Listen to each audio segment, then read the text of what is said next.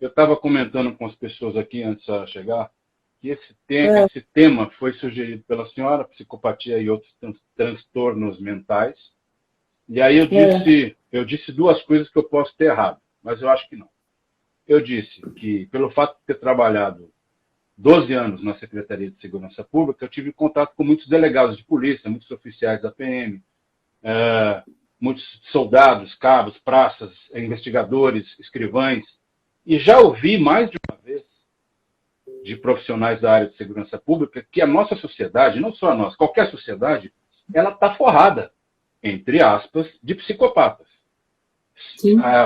Dentro desse rol de pessoas, poucos se manifestam no sentido maligno mesmo da palavra, mas a maioria fica lá dormente, como se fosse uma doença assintomática. E aí, então, avalie se eu falei certo ou errado. E a segunda parte foi que o conhecimento que a senhora tem disso, além da prática, é também pelo fato de ser uma especialista em criminologia. Na criminologia estuda-se psicopata, não estuda? Então, duas coisas que eu queria que a senhora me corrigisse ou averbasse. Sim, então vamos lá, exatamente.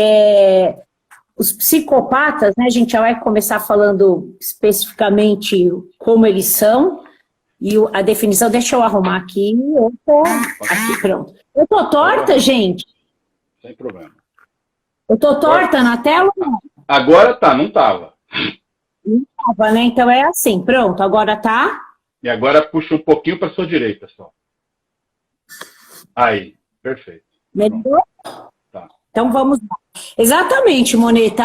Os psicopatas, né, um pouco diferente do que as pessoas imaginam, aquela ideia hollywoodiana de que todo psicopata é um assassino, é um serial killer. Nós temos sim os psicopatas do cotidiano, né, no nosso dia a dia, dentre nós, e muitas vezes a gente nem sabe que aquela pessoa é um psicopata, ou mesmo que nós temos traços de psicopatia, né?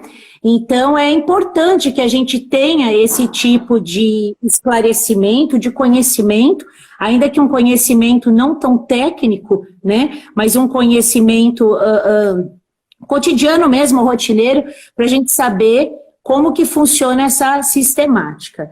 E respondendo outra questão, sim, o que me fez ter mais familiaridade com essa temática, que desperta tanto interesse, né? Por que as pessoas querem tanto falar sobre psicopatia?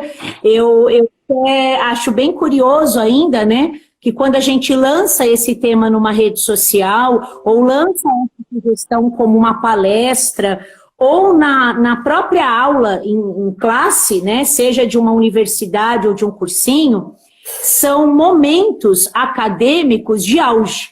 Como aqui nessa live, é um momento, né, de mais interesse, a gente percebe o engajamento maior, uma interação maior do nosso público. Por quê? E aí vem a pergunta, né?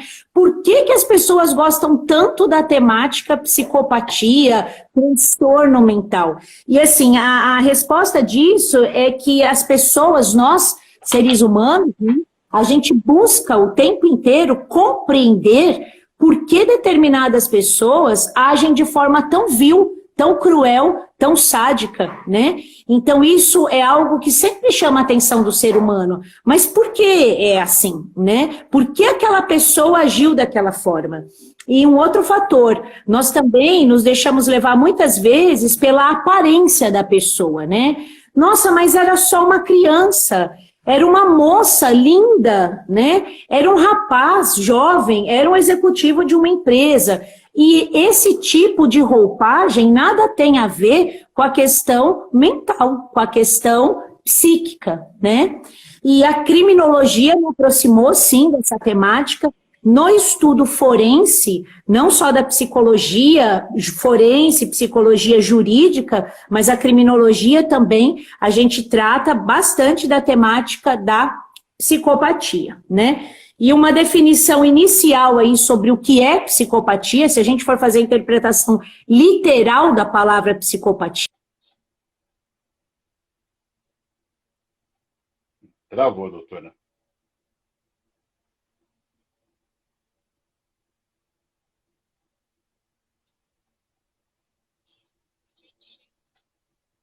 Tô? Está tendo algum tipo de variação, agora voltou. Tá. Então, doença da mente, né? Porém, a psicopatia não é uma doença. O psicopata, ele não é doente. Por quê? Eu ia Porque ele não é perguntar isso. Se era... Mas a palavra nos leva a isso, né? E não é doença. Quer dizer, não é como uma esquizofrenia, por exemplo. Não, não é. Eles são considerados, a palavra psicopatia é uma palavra mais usual, mais informal, tá? Uma palavra que a gente não usa na seara, no meio técnico. Tecnicamente, a pessoa que é diagnosticada como um psicopata, a gente chama de pessoa portadora do transtorno de personalidade dissocial ou antissocial. Transtorno de personalidade dissocial ou antissocial. E a psicopatia é um nome mais simples, né? Por quê? Porque essas pessoas a gente chama socialmente de um predador. Ele é um predador social, né? Por quê? Porque ele tem uma personalidade transgressora. Então, em suma, o psicopata é isso, é uma pessoa com uma personalidade antissocial, logo, tem consequências, transgressora. E aí a gente fala em psicopatia. Mas não é doente, porque quem é portador de uma doença mental, como você citou, um esquizofrênico, ele sofre de quê? De alucinações, de síndrome de perseguição, de delírios. E o psicopata não sofre, ele não apresenta esse comportamento. Muito pelo contrário. A manipulação, o comportamento de manipulação é uma das principais características do psicopata, né? É interessante isso daí, porque a priori a gente que é leigo imagina que seja uma doença mesmo, né? E entrou minha sobrinha, a Júlia, que está fazendo psicologia, deve adorar esse tema também. E aí é o seguinte, como é que a gente identifica, se é que é possível, uma pessoa que tem esse tipo de transtorno, que é um psicopata? Existem traços que são comuns a eles? Então, a psicopatia, ela não é nada fácil de ser identificada e diagnosticada, tá? É um trabalho que não é do dia para a noite, né? Assim, a gente fica muito preso à imagem dos filmes, né? E acha que o psicopata vai aparecer e a gente facilmente vai encontrá-lo, vai reconhecê-lo, perdão. E não é assim. A gente está falando de padrão de comportamento. Num primeiro momento, compete à família, aos pais, perceber, ainda na fase da infância, na fase da adolescência, que tipo de comportamento o filho apresenta, né? E isso não é só para a gente diagnosticar psicopatia, é para a gente diagnosticar tantos outros problemas comportamentais, né? Então, vamos lá, a gente tem um filho dentro de casa. Como esse filho se comporta? Tem criança que é mais sentimental, tem criança que é mais agressiva, tem criança que é mais hiperativa. E tudo isso vai fazendo parte do quê? De um conjunto. Conjunto do quê? Da personalidade, né? Então tem que ver que tipo de personalidade essa pessoa, essa criança está desenvolvendo. É possível identificar psicopatia na infância? Sim, é possível identificar traços de psicopatia, traços de comportamento antissocial na infância. Porém, é muito importante deixar isso claro, a psiquiatria não dá diagnóstico de psicopatia para crianças. Por quê? Porque a criança não tem a formação da personalidade feita, completa, né, finalizada. Então, se a gente está classificando, se eu estou dizendo que as organizações, os códigos internacionais de referência em diagnóstico de doença mental classifica a psicopatia como um transtorno de personalidade, como que a gente vai dar o diagnóstico para uma criança se a criança ainda não formou a personalidade? Tá? Mas é possível perceber os traços? É. Então, logo na puberdade, na infância, tem alguns sinais que indicam isso, tá? Tem 3 sinais que a gente até chama, né, no mundo acadêmico como tríade psicopatológica, ou para sua sobrinha Júlia, certamente ela vai aprender como tríade de McDonald. Quem que é o McDonald? É quem veio, é um psiquiatra, né, que veio trazendo essa classificação, essa tríade. Ele diz que nas crianças é possível perceber 3 tipos de comportamento que já tem que acender a luzinha amarela ali. Que é o quê? É a criança que apresenta uma obsessão com fogo. Uma criança piromaníaca. Uhum. Criança que gosta de brincar com fogo. Tá? Isso tem uma representatividade psicológica, essa tara, essa obsessão, esse desejo pelo fogo, né? E que nós chamamos, meu Deus, caiu um lenço aqui em casa. Moneta, aqui em casa eu tô com, 1, 2, 3, 4, 5 crianças. Olha que criança, né? Oi, meu amor. Tá bom. 5 crianças em casa, não bastasse os meus, vem os amigos também. Nenhuma psicopata, né? Pelo amor de Deus, né? Vamos olhar, né? Então vai, é piromaníaca. É piromaníaca. A criança piromaníaca, tá? Um outro indicativo, um outro sinal que nos chama muita atenção, a crueldade com animais. Aquela criança que é sádica com o animal. Ela gosta de fazer maldade mesmo, né? Então, arrancar a cabeça do pintinho, botar bombinha no rabo do gato, esse tipo de coisa. E a enurese noturna, que é o famoso xixi na cama, tá? Quem faz xixi na cama aqui, criançada? Quem faz? Ninguém? Você já fez xixi na cama, tá certo. Na minha não. Eu não lembro de você fazer xixi na minha. Agora vamos voltar para cá. Engraçado, a senhora está falando um negócio aí. E mesmo eventualmente, uma criança tendo essas 3 características, ela pode não ser. Pode não ser, exatamente. Tudo depende muito de... Muito boa essa sua pergunta, Moneta. Não, posso porque, dizer assim, por que eu estou falando isso? Aí você vai assustar. Vou até tirar o óculos. Quando eu era xixi, não botava bicho e botava fogo, Moneta. Quando eu era criança, eu fazia isso. Só que não, eu não... Veja bem, eu tinha um animal, só que não é animal, é um inseto, que eu tinha profundo ódio. Então, eu não matava. Eu dava um peteleco, barata. Dava um peteleco, daí eu pegava o álcool em volta, riscava e ficava vendo a barata morrer queimada. A barata? É. Menos mal uma barata. Você sabe? Só fazia isso com barata. E eu urinava até 12 anos na cama. É mesmo? É. Então... E eu não sou psicopata. Não, né? Não, com certeza não. Vamos.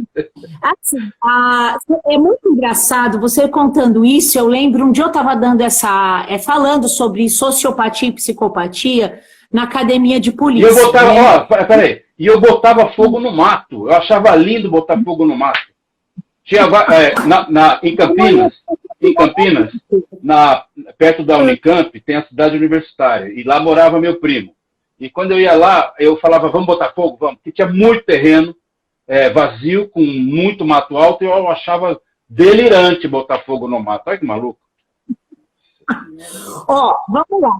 Nossa, Moneta, agora eu vou fazer o seu estudo, hein? Se prepara. Olha lá. Você sabe que esse lance... você é um lutador, você pratica artes marciais, né? Para quem não sabe, o Moneta é das artes marciais. E agora você me falando que você tem essa coisa com fogo, essa obsessão, essa proximidade com fogo, e isso vem muito de encontro a você também gostar de arte marcial. Por quê? Porque a pessoa que tem essa predileção, essa obsessão, esse fetiche, essa coisa, essa atração por fogo, os piromaníacos, são pessoas que canalizam nesse tipo de conduta uma liberação da sua tensão, da sua raiva. Então, da mesma forma que você acha legal atear fogo no mato grande, então, é você ir lá e fazer um treino, né? Como que chama aquele quando rola sem kimono? Tem um nome, o Éder que fala. Submission.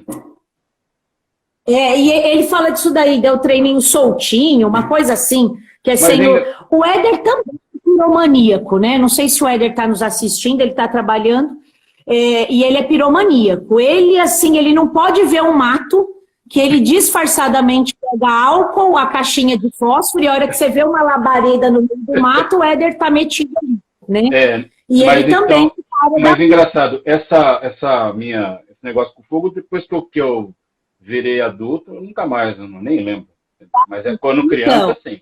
Quando criança, sim. Então, o fogo, ele representa isso. Numa criança que não sabe gerenciar seus sentimentos, o fogo... Por que a criança vai lá e coloca fogo no lixo da escola? Certamente tem algo por trás daquilo. Será que aquela criança não sofre bullying na escola? Será que aquela criança não está passando por uma dificuldade no aprendizado? E ela se sente diminuída frente a outra, ela vai lá e pum, e de raiva ela ateia fogo, né? Então o fogo tem essa representatividade no comportamento juvenil e infantil. Já a questão dos maus tratos contra animal é aquele maltrato, igual você falou, a barata. A barata, com todo o respeito a ela, eu não tenho medo de barata, não. O pessoal fala que mulher tem medo. Eu tenho nojo daquela meleca branca que sai de dentro dela, né? Mas eu não me importo com barata, não. Eu mato, se vê a barata voadora, eu só assusto assim, eu não tenho. Eu tenho medo de tudo. Eu tenho uma história com barata voadora que eu nem vou contar aqui, deixa pra lá. Mas olha, Jesus amado. Não ligo, não. Barata, rato, eu não ligo. Eu tenho muito medo que, assim, eu preciso levar isso para terapia com cobra. Eu vejo vídeos com cobra, aquilo me dá pavor. E aí as pessoas sabem que eu tenho essa coisa com cobra, todo mundo me zoa, na família, aqui em casa. E esses dias viralizou um vídeo daquela jiboia, né, que tava o carro passando, nem sei qual cidade foi, uma jiboia gigantesca, e ela atacou o carro, não sei se você viu. Não. E passou até no Fantástico depois, e 1000 pessoas me mandaram aquele vídeo, né, porque viram da cobra e lembraram de mim, eu falei, legal.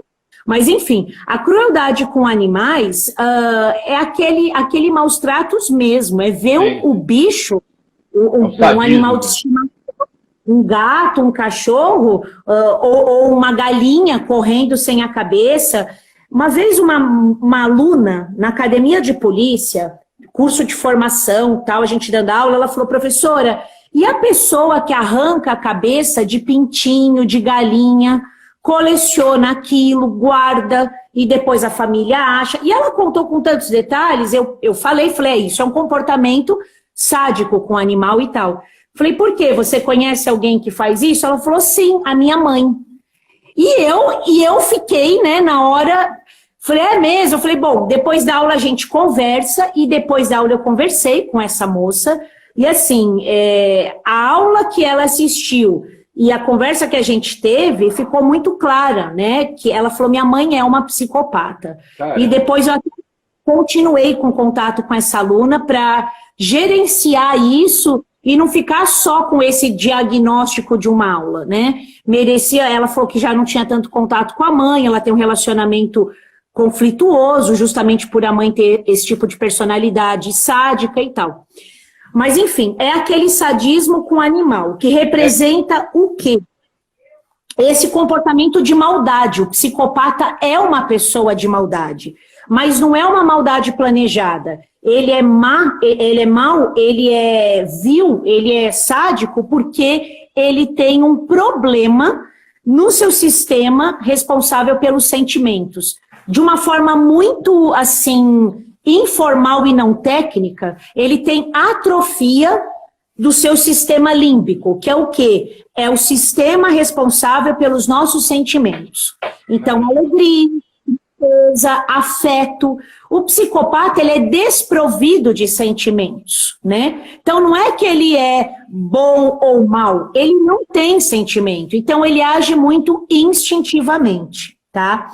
E a enurese noturna, ela também é comum até 5, 7 anos. Passado disso, a gente tem aí um quadro de um desequilíbrio emocional, que pode ser por conta de uma separação dos pais, de um processo de adoção. Estou trabalhando, meu amor.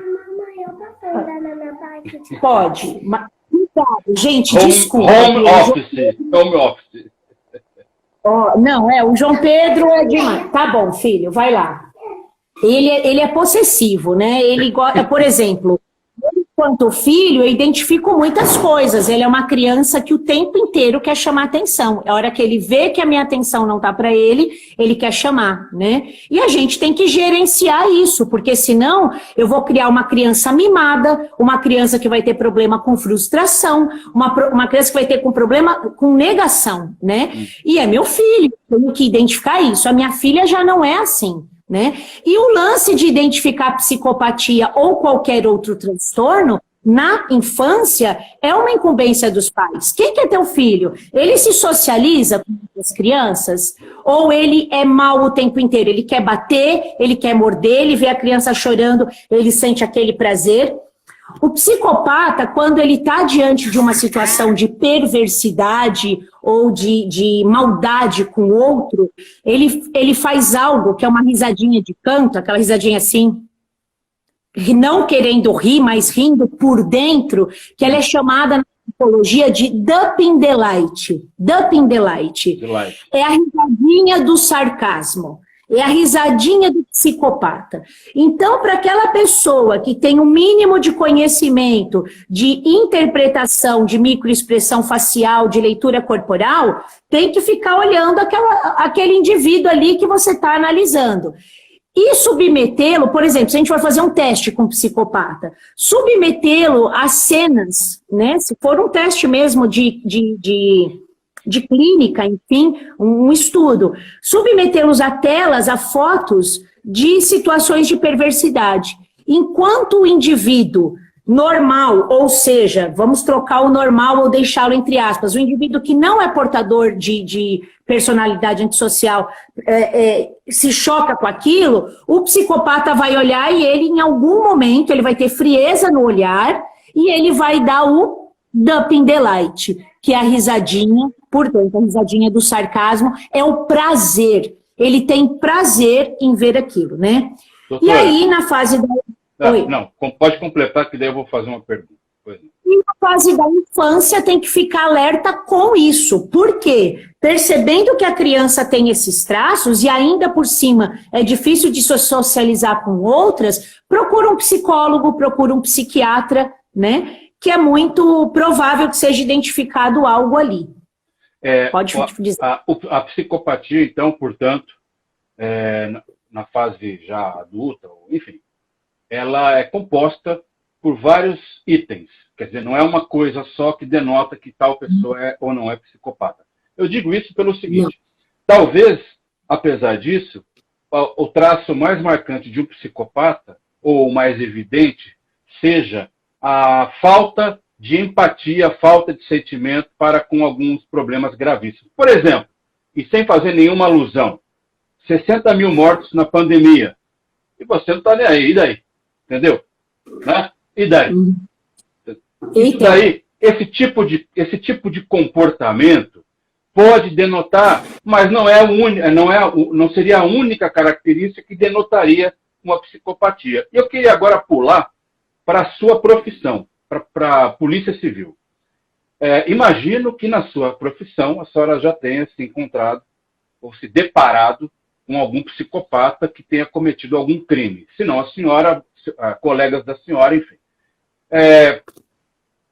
Como é que vocês, delegados de polícia, fazem para que, no momento em que recebem a ocorrência, ou melhor, talvez no momento em que prendem um psicopata que tenha cometido um crime anterior, lá atrás, sei lá que é difícil também pegar o flagrante, né, imagino, como é que vocês tratam ele, do ponto de vista jurídico mesmo? Ele não é inimputável, nem semi-imputável, em razão disso, já que nem é considerado uma doença, né, doutora? Como é que é essa questão toda na polícia? Então, como você disse aí, né? Nós temos vários tipos de psicopata, né? São vários, né? São alguns tipos. Por que eu estou falando isso? Você, quando coloca a pessoa que não tem empatia, a pessoa que não tem sentimento com algo que está acontecendo e tal é um traço negativo da personalidade. Mas para a gente poder diagnosticar psicopatia, tem que ser uma série de conjecturas e de análise, né? Não é uma só. E, de fato, as características do psicopata são várias, como essas que você falou, a falta de empatia, ele não aprende com a experiência, não é aquela pessoa que adianta ficar preso, ficar ali cercado da sua liberdade, ou ser excluído da sociedade, ele não aprende com experiências passadas, ele é extremamente narcisista, ele é manipulador, ele tem dificuldade de aceitar negações e frustração, né? Então, é um conjunto de características. Ele é pobre afetivamente, como a gente disse, tá?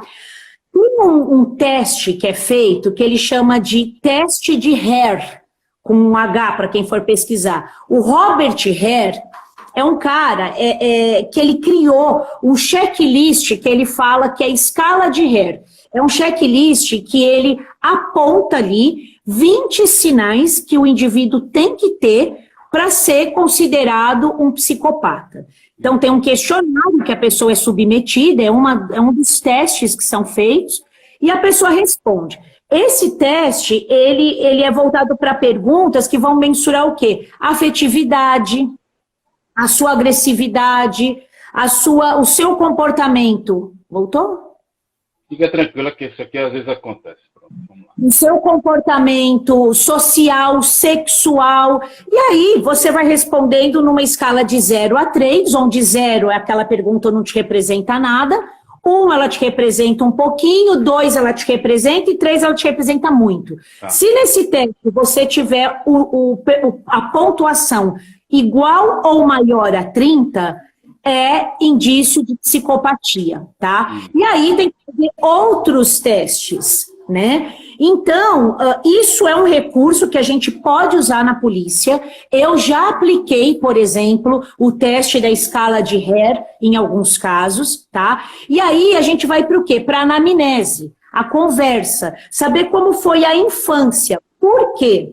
Porque, como eu disse a você, e ao pessoal que está aqui nos assistindo, a psicopatia, ela é nata. Não é algo que você adquire ao longo da vida. É uma questão biológica, fisiológica, tá? Nasceu com o defeito de fábrica ali. Nasceu com essa atrofia, nasceu com esse problema, tá? Então, o gene, ele tem uma participação nesse processo.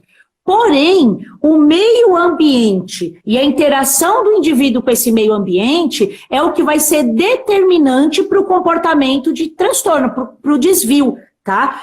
Por que eu estou dizendo isso? Porque se a pessoa nasce com essa questão genética, com esse problema, com essa falha de personalidade, a personalidade é construída ao longo da vida, principalmente nos primeiros anos de vida. Aí, nos primeiros anos de vida do indivíduo, ele sofre o quê? Maus tratos, negligência dos pais, abuso sexual, vive num ambiente conflituoso, completamente desestruturado. Tudo isso gera implicações cerebrais na formação da personalidade do indivíduo e pode ter diversos efeitos. Um deles é o comportamento antissocial se somado a essa predisposição genética.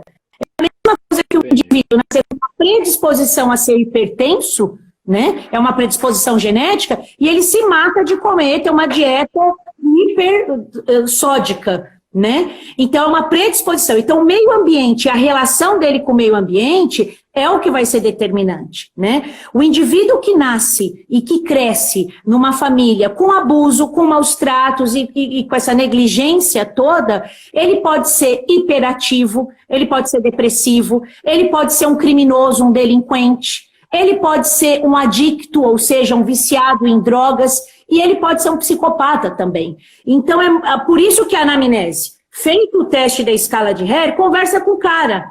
Você tem pai e mãe? Você foi criado por quem? Você nasceu onde? Como foi sua infância? Isso somado ao teste, ao meio ambiente que o indivíduo vive, e até alguns exames, tem alguns exames, um deles é o eletroencefalograma, ou a tomografia cerebral, que eles conseguem, a tomografia cerebral é muito legal, porque ela mostra a atividade cerebral. E quando a gente está lidando com uma pessoa que tem transtorno, essa atividade cerebral, ela é colorida ali, a figura, ela tem uma energia diferente. É mais um positivo. Então a gente vai somando os positivos para dar o diagnóstico. Interessante isso tudo, hein? Muito legal, é muito legal. Doutora, e assim, diga.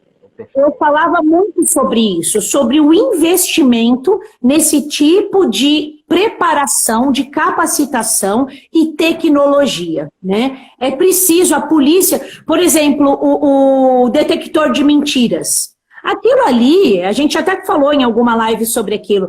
Aquilo ali é altamente manipulável, aquilo ali não representa a verdade, é um abuso de autoridade você condenar ou prejugar alguém baseado naquele equipamento, né? Quando a gente vai dar um diagnóstico desse calibre, a gente tem que ter a responsabilidade de se socorrer de vários métodos e meios, né? A polícia precisa se preparar nesse sentido, seja da capacitação dos profissionais, isso através da academia de polícia, né? Tem professores que batem muito nessa tecla, como eu, outros nem tanto, né? Mas devia ser padronizado, a gente busca por isso. E tem investimento de tecnologia, porque aí você consegue fazer algo, né? Por quê? Porque, como você bem colocou, para a gente fechar, ele não é inimputável. Para onde o psicopata vai? Ele vai para o sistema prisional comum, ele é preso comum. E a gente também não tem política pública para isso, para acolher o psicopata no local adequado. Ele, no meio de outros criminosos, não é o recomendável. Mas, ele não tem nem que comer, nem ficar numa sala comum, ele tem que ter um lugar próprio para ele. Por exemplo, doutora, o maníaco do parque é um psicopata? Ele é um psicopata. Mas ele sim. não estava no manicômio judiciário? Então, por quê? Porque ele, é o que eu digo, e a Suzane Richthofen, né? Também. Suzane Richthofen também. Tá? O Champinha também. O Champinha. Champinha mal, né? Maligno, né? O Champinha, nessa escala de Hare, que eu falei para vocês aqui... aliás, a escala de Hare é tema de um dos episódios de uma série fantástica que a Discovery colocou no ar há alguns anos sobre a psicopatia, sobre os psicopatas. Né? Então, a série começava com a escala de Hare. Esse cidadão, a escala de Hare X, aí tinha o descritivo dele e a história dele. Muito boa. Sim. Então, na escala de Hare, o Champinha, ele chamou a atenção do mundo inteiro quando ele foi preso. Por quê? Porque o nível de psicopatia dele, a intensidade da psicopatia dele, é uma das mais altas do mundo, dos tempos contemporâneos, né? Ele é muito psicopata, tá? Diferentemente da Susana Richthofen e do maníaco do parque, que tem traços de psicopatia, mas dentro dessa classificação da psicopatia, eles não têm a mesma habilidade que o outro. Por exemplo, o maníaco do parque, ele trabalhava muito a questão do quê? Da labilidade, né? Ele era ou a questão de explorar a abordagem com as vítimas. Ele era um cara que explorava muito esse lado narcísico dele para abordagem. Já a Suzane Richthofen é uma pessoa extremamente manipuladora, tanto que ela manipulou os meninos, não foi ela que matou, ela planejou. O Champinha também, né? O Champinha manipulou os outros dois que estavam com ele. O Champinha participou do estupro, né? Que foi o que ele fez ativamente. Agora, né? Aquele estudante de medicina que entrou no cinema com metralhadora, é um psicopata ou é um louco? Então, aí tem, porque exatamente, não é porque a pessoa sai matando todo mundo que ela é psicopata, ela pode ser um esquizofrênico, tá? É bem o quadro de um esquizofrênico desculpe a palavra louco, foi inapropriado. Né? É um psicótico. Aí vem a pergunta, todo psicótico é um psicopata? Não. E todo psicopata é um psicótico? Também não. Por isso que a gente tem que olhar o caso a caso, né? Mas é um estudo muito interessante. Tem doutor, tem tanta coisa que a gente precisava tentar ler, porque faltam só 14 minutos. Eu vou tentar, Tá, vamos... tá? Peraí, deixa eu voltar aqui. Tem muita coisa. Tá, vamos ver. Eu também estou vendo aqui. Peraí, vamos lá. Eu fui deixando porque eu estava fluindo. Agora a gente volta e vai lendo aqui. Eu também estou pegando e eu vou vendo aqui. Vamos lá. Porque tem... Eu estou na pergunta aqui do Mauri. O Mauri está perguntando se ele tem noção do que ele está fazendo ou ele vive num mundo paralelo e não sabe que o seu comportamento é errado. É uma boa pergunta. Então, aí se você puder ir vendo outra, a gente já responde. Então, o Mauri e os demais, ele tem consciência plena, ele não vive no mundo paralelo. Quem vive no mundo paralelo é o esquizofrênico ou o bipolar, quando estiver no quadro, mas o esquizofrênico, sim, ele vive num conflito ali entre o mundo real e o imaginário, tá? Há uma mistura disso, e aí ele pratica o crime. O psicopata não, ele tem plena consciência, tanto que ele premedita o crime, ele planeja o crime, ele é articulado, ele é manipulador, ele gosta, ele sente aquela sensação de poder mesmo na manipulação. Então ele tem consciência plena do que está fazendo. A Patrícia faz uma pergunta legal. Ela diz assim, a impressão minha ou a psicopatia é muito mais comum em homens? Isso. É muito mais comum em homens, sim. Isso é um dado estatístico. Aliás, falando de estatística, 3% da população mundial é considerada psicopata, tá? E desses 3%, 1% é mulher. Então, a gente tem 2% para os homens, 1% para a mulher. É mais um comportamento, um transtorno que acomete mais homens do que mulheres. A Juliane está falando que estudou o caso do Champinha e eu penso, que legal, muito bacana, interessante. A Pati Laurama pergunta, doutora, existem medicamentos para tratamento do psicopata? Tá, legal, pergunta boa. Então, tem cura, tem tratamento e tal. E é difícil falar em cura, usar a palavra da cura, porque a gente está falando de uma personalidade. Por exemplo, eu, Mônica, vocês se forem definir a minha personalidade, eu tenho algumas características marcantes que quem está aí vendo a live já pode falar, ela fala pra caramba, ela tem uma fala mais assim, ela é mais expansiva. São características de personalidade, tá? Eu consigo mudar isso? Mudar não. Tem hora que eu tento falar mais baixo, tem hora que eu tento falar mais devagar, tem hora... Só que hora que eu relaxo, eu tô sendo eu, que é essa sim, tá? Por quê? Porque é minha personalidade. É algo que é meu, é persona. Não necessariamente a minha filha ou meu filho, que tem uma bagagem genética minha, vão ser assim, tá? Se a gente está falando que o psicopata tem um transtorno de personalidade, como que a gente vai curar? Não dá, não é cura, porque não é doença, tá? Mas tem um controle disso? Tem. Quanto antes for diagnosticado, quanto antes a família perceber, ou dentro do ambiente, a esposa vai ver que a família não viu, porque ele nasceu numa família toda XPTO, mas a esposa, alguém percebe? É possível ter um controle para que ele conviva socialmente melhor, tá? Isso dá para fazer. Deixa eu fazer uma pergunta. Aliás, antes dessa pergunta que eu vou fazer, só citar uma coisa interessante que a Camila Viana escreveu. Eu não sabia disso. A diferença da psicopatia para a sociopatia é o psico, porque é nato. Interessante. E tem mais uma questão, sim. Como que a sociopatia, se a gente for pegar lá no DSM, que é o Código Mundial de Diagnóstico de Doenças Mentais, ele coloca a psicopatia e a sociopatia dentro do pacote transtorno de personalidade antissocial, tá? E o que muda um para o outro exatamente? O sociopata, ele está um degrau abaixo do psicopata, por quê? Porque ele se socializa mais fácil, ele tem uma capacidade de se socializar, ele consegue, a palavra certa seria criar vínculo com um grupo ou determinada pessoa. O psicopata, ele não consegue. Então, o sociopata, ele não age de forma premeditada, ele é mais impulsivo. O sociopata, ele consegue estabelecer vínculo afetivo, de amizade, em grupo. O psicopata, não. Tá?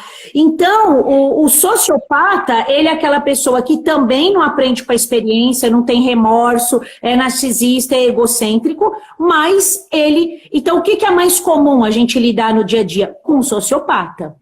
E aí, e aquele do trabalho? E aquele que trabalha com a gente, que puxa o nosso tapete, né? Aquele lá que... Eu tive o desprazer de trabalhar com uma pessoa, uma mulher. Ela foi diretora lá na Secretaria de Segurança Pública. Eu nunca vi uma pessoa tão má na minha vida como essa mulher. Ela fez mal para tanta gente ali e ela tinha um prazer imenso em fazer mal para as pessoas. É um sociopata. Ou pode ser um sociopata. Pode ser, né? Isso. Então, a sociopatia, ela é mais comum e a gente chama, né, ela é chamada aí popularmente de psicopatia corporativa ou executiva, tá? E aí, eu já fiz alguns treinamentos com empresa onde a gente levava dentro de outro tipo de treinamento, a gente estava lá falando de violência doméstica, de conscientização no ambiente de trabalho, blá, blá, blá, e aí alguém faz uma pergunta e a gente leva isso daí, né? O que o RH das empresas tem que se atentar? É muito comum, numa seletiva de emprego, aqueles testes dinâmicas. Aí vai aquele indivíduo lá que é o funcionário exuberante, brilhante, o candidato, perdão. Ele sabe tudo, ele responde tudo, ele é muito inteligente, bababá. Desconfia, ninguém é perfeito. Todos nós temos falhas, né? E num ambiente de tensão, que é uma dinâmica para procura de um emprego, uma vaga de emprego, quem que tá lá de boa, pleno, zen? Não, a pessoa ali vai gaguejar, vai suar frio, vai dar branco, porque ela tá sob extremo estresse. Esse é o normal. Esse é o normal. O cara que tá lá de boca seca, trêmulo, ele é o normal. Não é que ele é desculpa a palavra, um bostinha, um covarde, não. Ele é o normal. Entendi. Agora, o cara que tá lá e a hora que é dada a palavra, ele surge feito um pavão, né? E ele quer humilhar as outras pessoas. Ele, principalmente, pegar alguém de exemplo, alguém que foi muito mal e ele usa aquela pessoa de exemplo, ou ele boicota o grupo, aquilo é um grande indício de um psicopata, de um sociopata institucional. Então, não é perigoso, né? Tem que tomar cuidado. Alguém aqui falou, acho que foi a que ela tem um colega que enterrou um gato vivo. Isso foi. Quando criança. Então, pois é. Tem que doutora, a Júlia fala assim, quando tive aula com o professor sobre psicopatia, ele comentou a respeito de um espectro, que poderíamos ter alguns traços, mas a intensidade e frequência nos distanciaria do grau alto de psicopatia. É isso mesmo, né? Isso mesmo. Todo mundo deve ter uma característica que, de repente... Sim, é isso mesmo. Todos nós temos traços de psicopatia. Por quê? Porque todos nós temos na nossa personalidade características positivas, negativas, boas ou não, né? Quando a gente age de forma impulsiva, com raiva, é um traço de psicopatia. E o que muda é justamente esse espectro de intensidade, tá? Somado a outros fatores. Por isso que é importante um estudo multidisciplinar, um estudo amplo e não um único diagnóstico, né? E muita análise de comportamento. Doutora, vamos fazer um ping-pong, tenta responder mais rapidamente, só temos 5 minutos. Alguém perguntou aí se a live vai ficar gravada. Vai, tá? A gente coloca aqui no Instagram e também no YouTube da AKM Comunicação. O Bruno está perguntando, por que muitos psicopatas possuem um perfil específico de pessoas pelas quais ele cria, ou seja, ele cria uma obsessão por alguém. Exemplo, teve um assassino em série que atacava somente mulheres jovens e loiras. Isso. É interessante essa pergunta, né? Que nem o cara que também só mata, ele mata um determinado padrão, sei lá. Só mata homossexual, só mata noiva. Exato. Teve uma minissérie, né, que o Miguel Falabella interpretou, que era As Noivas de Copacabana, e retrata um psicopata que ele só matava noivas. Por quê? Porque ele sofreu ali um trauma que, dentro de um período, e ele focou nesse perfil, tá? Isso é muito comum, sim. Tanto o psicopata quanto o pedófilo também traça perfil, né? E ele foca naquele estereótipo, tá? Entendi. E também, já pegando o gancho nessa pergunta que foi feita... A senhora não consegue falar pouco, né? Não tem jeito. Ele faz assinatura. Tem muito psicopata que ele assina. É assinatura. É a marca. Então, ele... Quem me ensinou esse negócio de assinatura foi o doutor Desgualdo. Uma vez ele me deu uma aula de... Quando vocês reconhecem o terreno, tem um nome, né? Eu não lembro. Ele praticamente que iniciou isso daí na Polícia Civil de São Paulo, ele me explicou da assinatura e tal. Grande doutor Desgualdo, delegado-geral. A cognição visuográfica do local de crime. Isso, exatamente. O Desgualdo, ele é fabuloso, ele é fantástico, precursor de tudo isso, um grande conhecedor de crimes contra a pessoa, de homicídio, enfim. Ele é maravilhoso, exatamente. É maravilhoso. Doutora, para encerrar, uma pergunta provocativa, para encerrar. Psicopata, então, é uma coisa ruim, não é boa.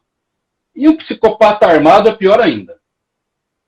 É possível um psicopata passar em todas as instâncias de um concurso da Polícia Civil? Existem policiais psicopatas? Olha, se tem, eu não sei, né? Porque se eu souber, eu vou ter que agir. Mas, olha, os psicopatas, eles estão em toda parte, né? E aí você tinha falado no começo de poder e tal, um dos grandes percentuais de psicopatas que tem no mundo é no segmento da política, por exemplo. É muito comum um político ter vários traços de psicopatia, tá? Assim como nas instituições de poder, como é a polícia. Por quê? Por essa questão da manipulação. O psicopata, ele é um ser extremamente inteligente. Ele tem QI na média ou acima, nunca abaixo da média. Então, onde tem poder, onde tem uma relação, onde ele possa exercer essa manipulação, é muito provável que ele esteja presente, sim. Muito interessante isso. Então, não tem teste psicológico que possa detectar uma psicopatia? Ou tem? Quer ver, ele pode, o psicopata, ele é de tão inteligente, ele pode enganar um teste? Pode manipular o teste. Por exemplo, esses testes psicológicos, por que o teste psicológico ele tem que ser feito através de vários tipos de teste, não um só? Porque, por exemplo, um teste de preenchimento, ele burla, ele consegue manipular perfeitamente, tá? Entendi. Agora, de caminho. A prova psicológica foi abolida do exame da Polícia Civil, por exemplo. Eu sou completamente contra. É verdade, exatamente. É um absurdo. E tem que ser de caráter eliminatório, porque é ali que você pega o psicopata. É verdade. E assim, conhece alguém psicopata? Eu conheço um cara, inclusive ele... Não vou falar isso. Eu conheço um cara, ele não é delegado, mas ele é policial civil. Ele tem fortes traços de psicopatia. É um agressor de mulheres, ele tem um histórico vasto de violência doméstica, e ele tá por aí, pimpão, dando palestra, dando aula, se exibe, fazendo outra coisa. E quem que vai parar esse homem? Estão esperando ele matar tudo. Fora do ar, você me fala, hein? Pelo amor de Deus, porque eu não quero assessorar um cara desse, não, hein?